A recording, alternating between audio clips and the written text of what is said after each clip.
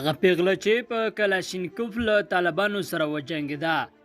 د افغانستان د مرکزی ولایت غور د تیورا ولسوالۍ د بنجلۍ انځورونه له وړمې ورځې راهیسې خواله رسنیو کې لاس په لاس کیږي.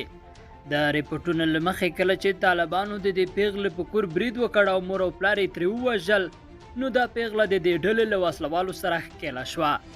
د غور د والي دفتر هم دا ریپورټونه مني او خبرپاڼه کې وایي د پیغلې او کوچني ورور یې د تیورا ولسوالۍ په ګریوا کلي کې په میړانه طالبانو ته ماتې ورکړه. د والي د دفتر خبرپاڼه وایي طالبانو د چنګاښ پر 26مه د تیورا ولسوالۍ پر ګریوا کلي برید سره د یوې ښځې په ګډون 3 کسان ووژل.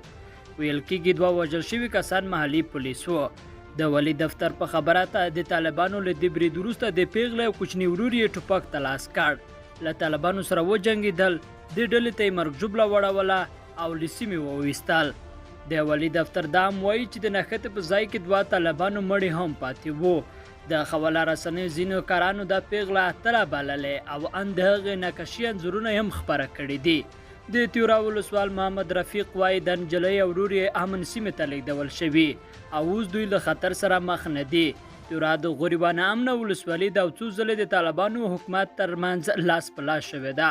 پر 1496 کال د تیورا مرکز ته د طالبانو ننوتلو سره چارواکو وویل د ډله د سیمې روغتون ته ننوتو او پر ځینو ټاپیانو او کارمندانو ډزې وکړې چې له امله یې 15 ناروغان او ډاکټران ووژل شول. چارواکي دا هم وایي چې اوس د تیورا ولسوالۍ ګریوا کلی د طالبانو واک کې دی.